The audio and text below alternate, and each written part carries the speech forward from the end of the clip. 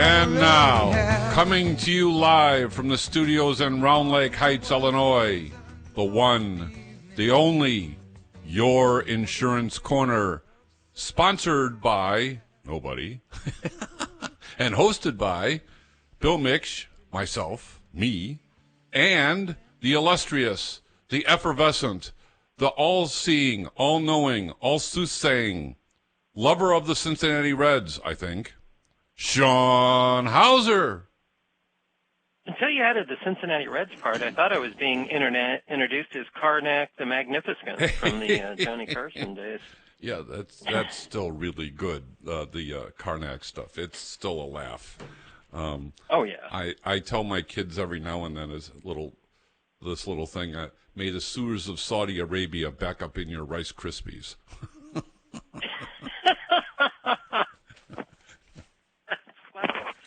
Oh, he had some great comebacks.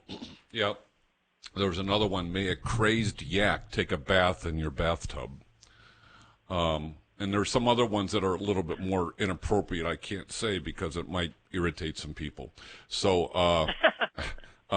so I'll just leave those alone. I'll tell you privately what some of those are. But that being said, how are you, Sean? Doing well today, Bill. Another beautiful week. Had a good weekend.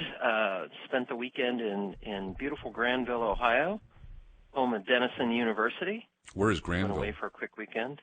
It's near Columbus. Okay. Just to get out of the house kind of thing and have a day or a weekend or something, or was it family stuff? Yeah, no, it was a gift we had received for the wedding, a weekend at a bed and breakfast. So we did have a bed, and they did feed us breakfast, so it lived up to its name. Mm-hmm. And the town of the town of Granville is where Denison University is. Nice little college town, nice little bit of Americana there in the middle of Ohio, so it was fantastic. How about you? It was cold, rainy, but Easter, Holy Week was good, generally speaking. It was a lot going on. We're not Bible thumpers by any stretch, but I do go to Maundy Thursday, and for those of you that don't know what that is, it's when Christ had his Last Supper, and he told Judas that he was the one that was going to call him out, and he told Peter he was going to deny him 3 times, or two times. And then Good Friday, of course. Hopefully most people know what that is. And then, of course, Easter. All of that is a big deal in my life, in my family's life. For last probably 10 years, maybe, for sure 7, but maybe 10, our church has arranged to do this outdoor sunrise service, and it's ecumenical. It's not just our church. There's other churches involved. And we've, in the last couple of years, we've had over 150, 200 people show up at 6 o'clock in the morning. There are 6 of us playing guitar, and it's really cool. It's done at the Independence Grove in Libertyville, and it's literally facing the sun as it's coming up in the east. But this year, for some reason, we didn't do it. Now, there was kind of on the one hand, it's like, why aren't we doing it? And I was told, just don't worry about it, kind of thing. And then the other part of me was like, good, I don't have to get up at 3:30 in the morning. So, because for those of us that are preparing the site and getting things ready, to get up at 3:30, 3:45, you got to get your stuff together, make sure you've got your equipment, plugs that are for the guitars and the music stands, and it's dark, so we've got lights that we need so we can see our music. If it's cold, we're bringing gloves and coats and hats and that kind of thing. A couple of years ago, Sean, we played when it was 10 degrees outside. And wow. Yeah. There was a moment when I looked at my music director, Dale, and I'm like, Dale, I can't feel my fingers. And he said, nobody can, just get through it. But we didn't have that this year, but that's okay. We went to my sister's, which was nice.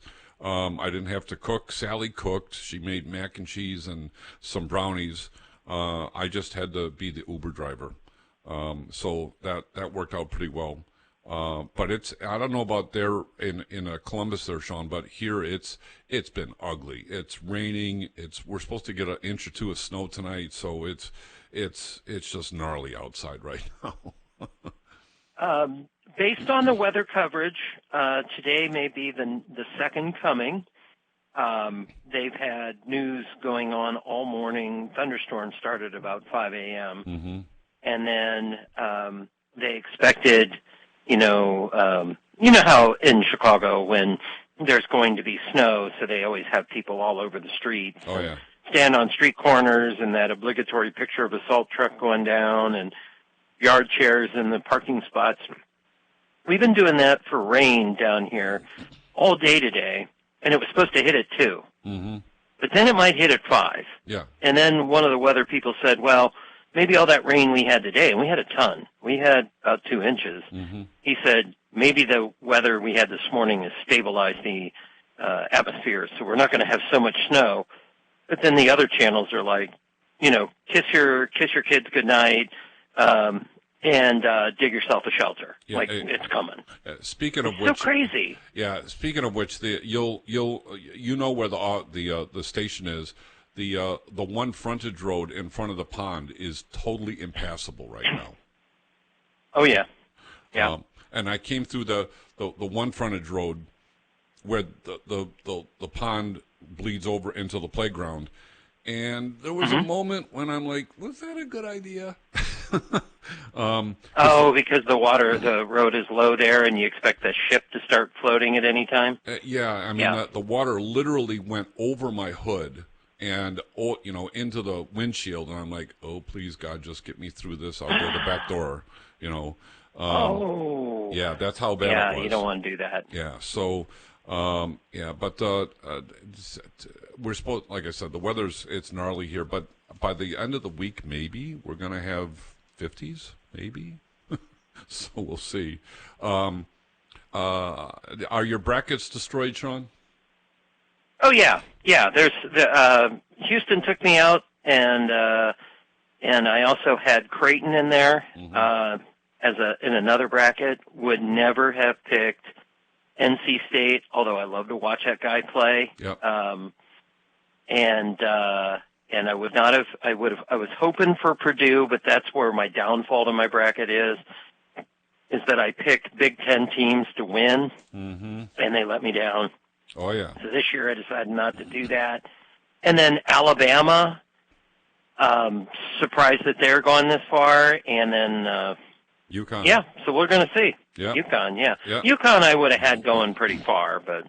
UConn has destroyed everybody. UConn played Illinois, and it was tied, or Illinois is down by 2 at the half, and then they went on a 30-0 run in the second half. And I don't think that's ever happened at that level of a college tournament before. And the game was over 5 minutes into the second half by that time. So, and then the women, Iowa, North Carolina State, UConn, and South Carolina are back in the Final Four. There was a lot of talk with Iowa playing LSU, kind of a rematch of last year's championship game, and Iowa stuck it to them. Caitlin Clark, I think, had 41 points, including 9 threes. So we'll see. There was a bunch of stuff on the internet. I don't want to go into it because I don't want to misspeak, but a bunch of stuff on the internet about Caitlin Clark wishing she would say something to the other chick from LSU because of what the other chick did. But Caitlin, to her credit, took the high road and didn't do any of the stuff that the internet wanted to do. I have to admit I'm impressed with her because as you watch the other teams, there's been a lot of trash talking and a lot of that. And with the exception of one unfortunate shot, when they were playing, it wasn't this weekend, it was the game that got them into the Elite Eight. And she's trying to get the fans in the stands, because that was a home game for them, and she's trying to get them to all get up and get rowdy. Other than that, she has been, a complete sportsman, just a pleasure to watch because she's talented, she's not selfish, and I kind of respect her even more because she's not getting down in the dirt and slinging mud. Well, what's interesting, honestly, yeah. Well, I'll tell you the game before LSU. I forget who they were playing though, off the top of my head, but the team that was defended her pretty well. She still scored 30 points, but she was dishing off the ball to other players for easy layups and easy shots. And I was more impressed by the fact that she was finding, players cutting through the lanes and getting open shots the way she was. And when that happened, it's kind of like football, where if you can get the running game the running game going, then the pass is going to be easy, because every time you do a play action, the defense is going to come up to the line, and there goes the wide receiver down the field for an open pass. And it was the same thing with Caitlin Clark. Her dishes were, some of them were just stunning, how she threaded the needle perfectly to her teammates. So, yeah, I give her a lot of credit. She's been a class act for sure. As my wife told me today, would you just get on with it? So it's time to get on with it. Last thought about that, though. I mean, I've never watched women's professional basketball before, nor have I been a big fan of women's college basketball. But I did see her play with Ohio State, at Ohio State once, and Ohio State won, of course. But not to editorialize there. But same story there. Just great athlete, and I'm actually enjoying and looking forward to these games. Normally, I wouldn't turn them on because I figured, well, the men's, that's what everybody wants to watch. But it's a completely different game. Yep. It's actually fun basketball. Mm-hmm. Yep. Yeah, and it's been entertaining, and at the end of the day, that's what sports is supposed to be about, entertainment. One last thing on sports. I just want to make note of a few box scores here in our beginnings of the major leagues. The White Sox, White Sox, are 0-4. Guardians, which are also the Cleveland Indians, sorry, but I'm old school, folks, they're 3-2. The Yankees are destroying everybody. They're 5-0. Cardinals are 2-3. The Cubbies are 2-2. Reds are 3-1, and the Pirates are 5-0 also. So I don't know if they're playing the Little Sisters of the Poor right now or who they're playing, but we'll see how long that lasts. And it's just a note on the Yankees. They destroyed Houston, and Houston was in the finals last year against Texas. And obviously, Texas won the World Series, but the Yankees have a brutal team. I don't know if anybody's going to beat them very often this year, so we'll see. So, with all of that said, Sean, last week, before we get into the main topic tonight of Medicare and the beginning of a discussion of Medicare for the next couple of shows, I want to just touch base on a subject matter that we were touching on last week about out-of-network doctors. I just want to point a couple things out. Out-of-pockets and deductibles, when you're looking at out-of-network, are typically double or triple or more than what the in-network deductible and out-of-pockets are. So, for example, if your in-network deductible is $2,500, it's very possible that your out-of-network deductible could be $5,000 or $10,000. And I want you to put this in some perspective because it's important to understand the mathematics when we're talking about out-of-network doctors and you see these numbers out-of-network, these out-of-pockets, these deductibles, and you think, well, at least I've got some coverage. I'm going to underscore the word some and put that in quotes because it's very misleading. So let's just say you've got a $2,500 deductible in-network and a $10,000 deductible out-of-network. Let's further say that the out-of-pocket is $5,000 in-network. And the out-of-pocket, Sean, could be anywhere from $30,000 to $50,000, maybe $60,000. And in some cases, it's unlimited, which means there's no out-of-pocket max. So let me break down what happens when you see an out-of-network doctor and how the insurance company is going to process that claim. First of all, they're going to take a look, and let's just say the bill is $10,000 from the doctor. they're going to pay what a PPO doctor is going to get paid. Not usual and customary. It's going to be what the PPO doctor was going to get paid. And it's about 50th percentile. So let's just keep simple and say, okay, it's a $10,000 bill. They're going to pay $5,000 of that. And that's what's going to get credited towards your $10,000 out-of-network deductible, not the whole 10. The doctor is going to charge you the full 10, even though only half of it was covered. That's the first thing to know. Let's exacerbate this a little bit more. Let's say you've got a $100,000 hospital bill. Notwithstanding that you could negotiate a cash deal, which now is not subject to any insurance, by the way, if you do a cash deal, actually could go. It actually could get worse, as I'm experiencing with a client of ours right now. Save $100,000. The insurance company may end up paying $60,000 or $40,000 or $50,000 of that bill. So let's just keep it simple. Let's say you're going to pay $50,000 of the $100,000. So $50,000. $10,000 is going to go towards your deductible. That leaves $40,000 left, and it's typically a 50-50 co-insurance. So the insurance company is going to pay $20,000. You're going to have to pay $20,000 on top of the $10,000 deductible. Now remember, they only paid on $50,000. Where'd the other $50,000 go? Well, the hospital didn't get paid that extra money, and they're not in network, so there's no contract.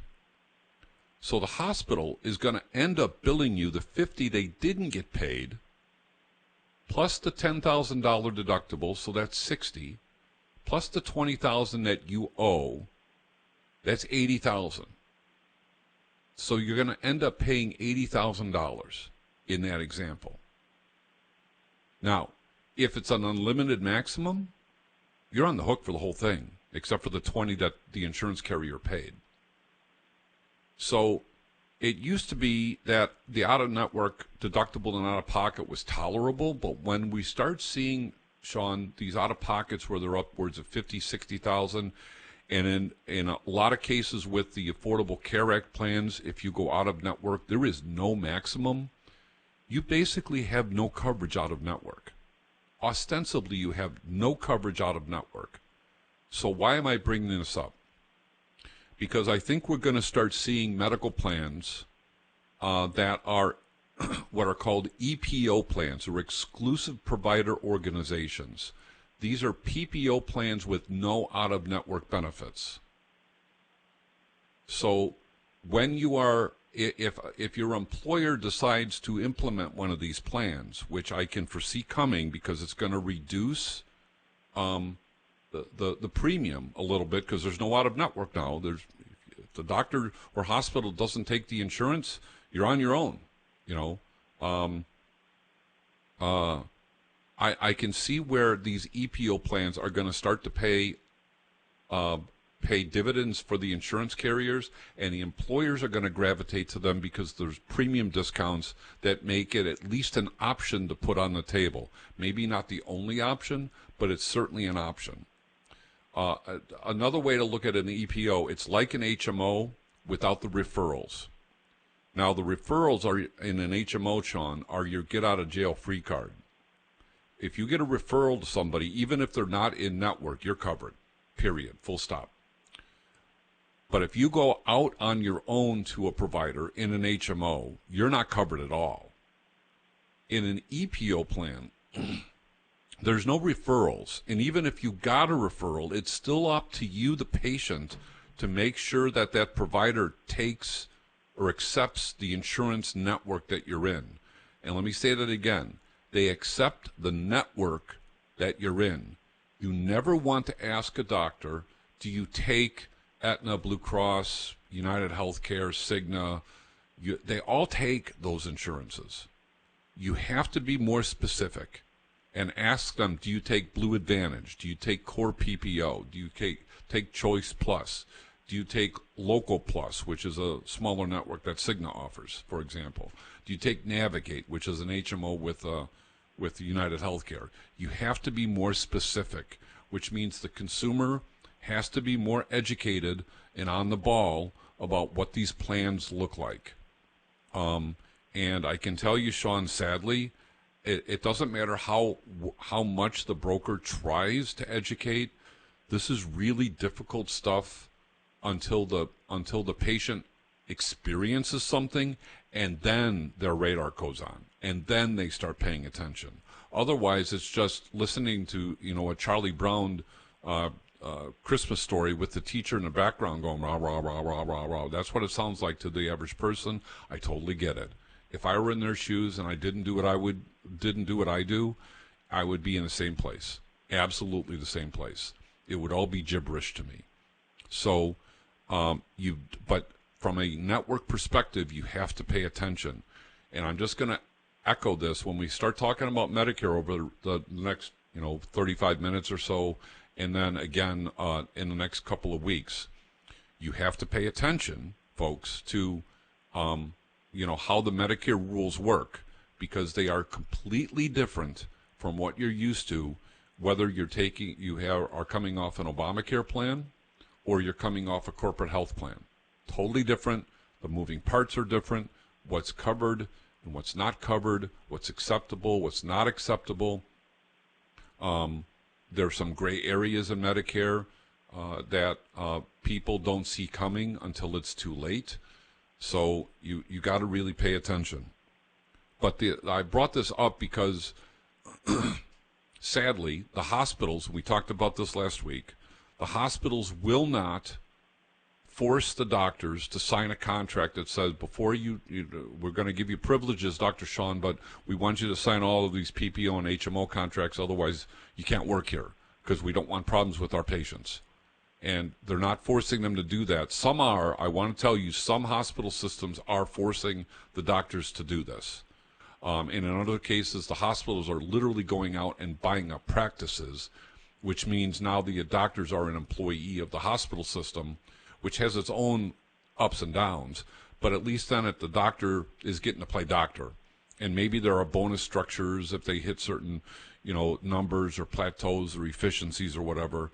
But it's important for the consumer to pay attention to what's covered and what's not covered, especially if you got out-of-network situations.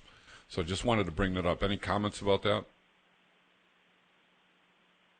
No. I mean, I've always been very careful when, the concept of out of program, in program, or out of network, in network, and I haven't run into that yet. But wow, it's one of those decisions that you make in a passionate moment, and then, whew. Yeah, I mean, I've got I want to have this doctor. Well, the doctor doesn't accept your insurance plan. Well, then what am I going to, can you negotiate that for me?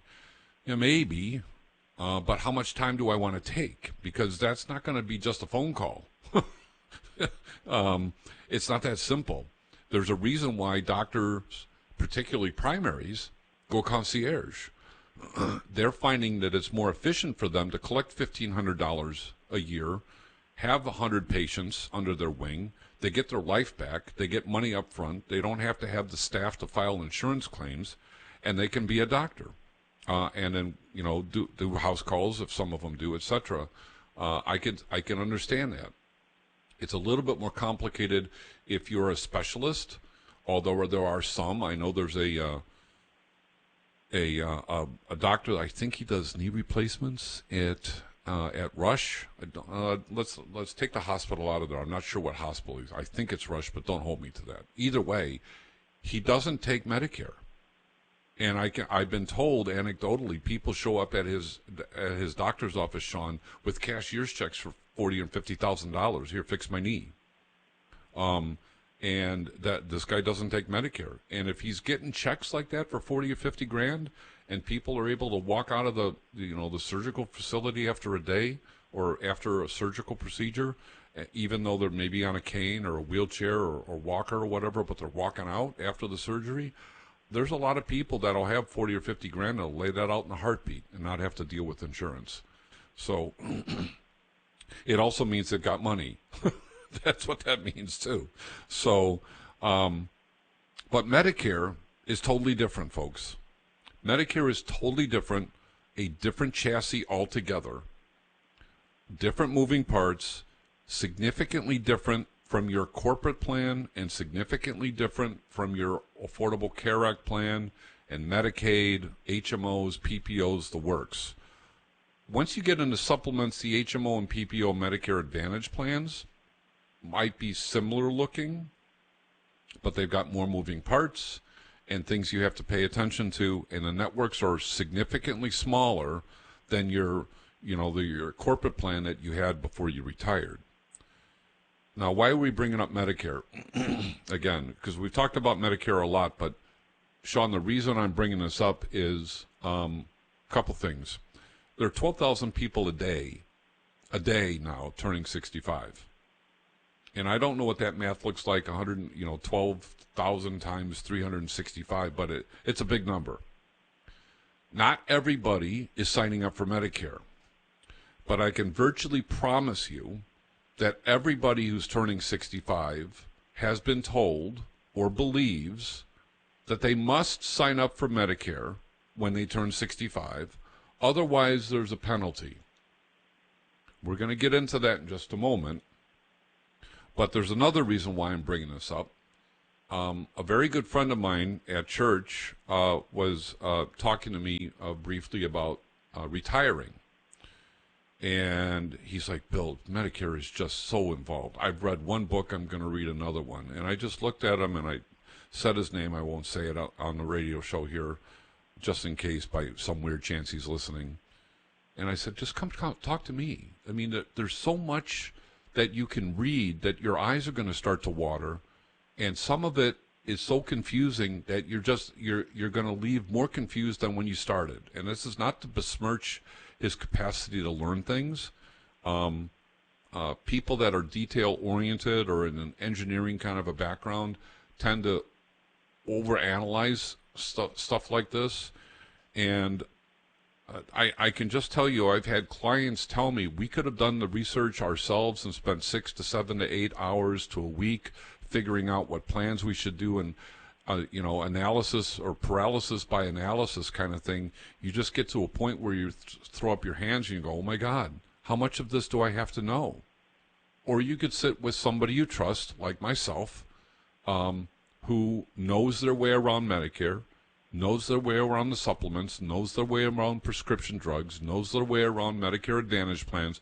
Whether we sell them or not, we still have to kind of know them, and help you through the maze. And this person, I just said, come and talk to me. I'm not going to charge you anything. Just come and talk to me. And if you want to work with me, great. If you don't, that's okay too. I'm a friend of yours. Just come and talk to me. I'm not going to bite you. And then another client of ours in Colorado, and I'm not the broker on this account, they went to a Medicare Advantage plan, and it got a little dicey. But the end result of his situation was his credit card or something got stolen or got hacked. Mm-hmm. And it was tied to the Medicare Advantage plan, Sean, that he had. Nobody at the insurance carrier bothered to contact him for 90 days and say, hey, what's going on with your premium? Nobody called. The broker that set it up with him is no longer in the business, so there's nobody watching the hen house. The insurance companies aren't going to do it necessarily, even though they do get notices saying, Johnny Lunchbucket hasn't paid his premium. So at the 90th day, they canceled him. They didn't give him a heads up to say, you have to pay. They canceled him. So long and short of it was they reached out to me. I have no skin in this game. I told them what to do. I said, go back and, you have every right to say you never got notified. I want to be reinstated, and I don't want to pay the back premium because you never told me that this was a problem. Now, they could have said, well, it's your responsibility to make sure that you're paying attention to your premiums. They're not wrong, but this guy's life kind of got upended because his bank account or credit card got hacked. And people don't remember, even with the most lucid brains that people have, they don't remember, who do I have that credit card with and who am I tied to? They don't keep those kind of records as much as they should. Those records aren't there, or they don't remember. And if they're that solvent in their bank account, they're not even paying attention to that either. And this is what happens. but the carrier's got a responsibility to say, hey, what's going on, especially if you're past open enrollment, which they were. Long and short of it was, after I consulted with them, the insurance carrier agreed to reinstate them, forgive the 5 months that they were late for, and no pre-existing condition clauses. So if it wasn't for me helping them, could they have gotten that fixed? Maybe on their own. But because they called me, because they trusted me and they've known me a long time, we got it worked out. We're at the bottom of the hour, Sean, so we're going to get into Medicare full throttle here at the bottom of the hour. For that, we're going to take a quick break. That is Sean Hauser, somewhere in the bunkers of Columbus, Ohio. My name is Bill Miksch. I'm president of WDMA Financial Group. This is 101.5 FM, WLCV, Slade's Corner. We'll be right back after these short messages.